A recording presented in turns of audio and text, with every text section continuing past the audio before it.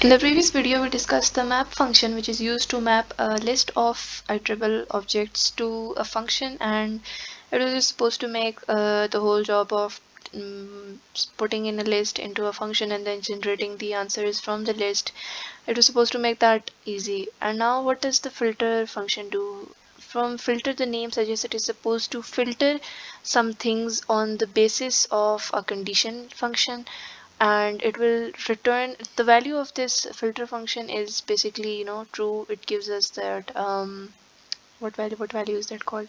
It's supposed to give us this value, true or false, but if there is a list, it will return a list of objects which satisfy that condition.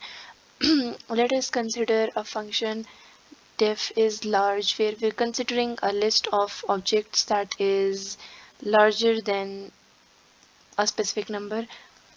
Return obj if it is greater than, let's just say, 10. Okay, and let's just say we have a list of objects, which is 12, 10, 3, 6, 8, and 15, 18, right? So how will this work? Print list filter is large object, right? It will print us the list, a new list from this list, which will filter out those objects that are large based on this condition. This is the filter condition, right? This is the condition that we're filtering objects from a list that satisfy this condition. And if we run, it will give us three items: 12, 15, and 18. And if we similarly do this in a lambda function, how does that work? Let's just say filter lambda obj greater than 10.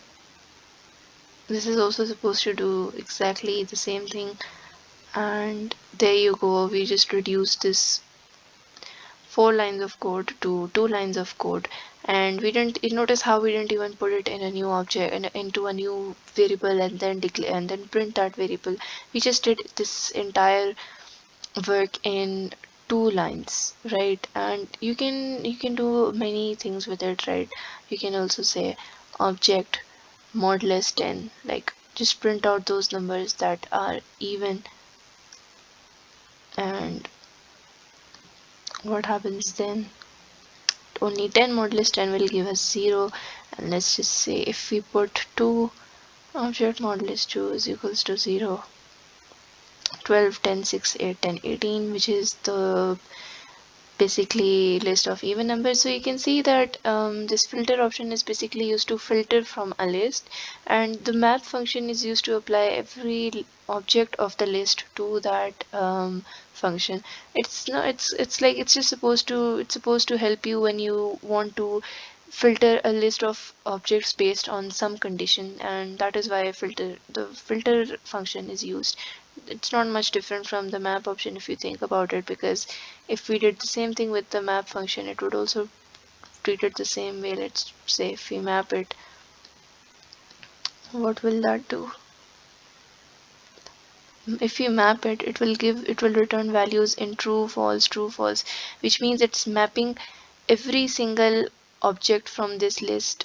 It's mapping every single object from this list, and it's returning a value based on true or false.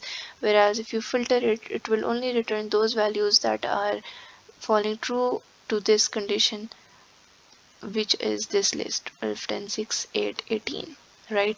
And what happens if we do not give it a list?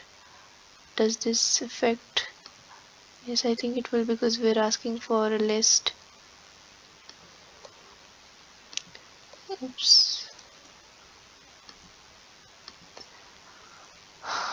Filter object, right? It's saying you need to filter a list.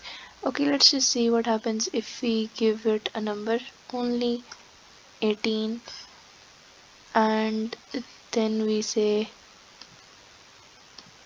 filter an object. Okay, never mind, this is supposed to work for a list of objects, so this is comparatively dumb.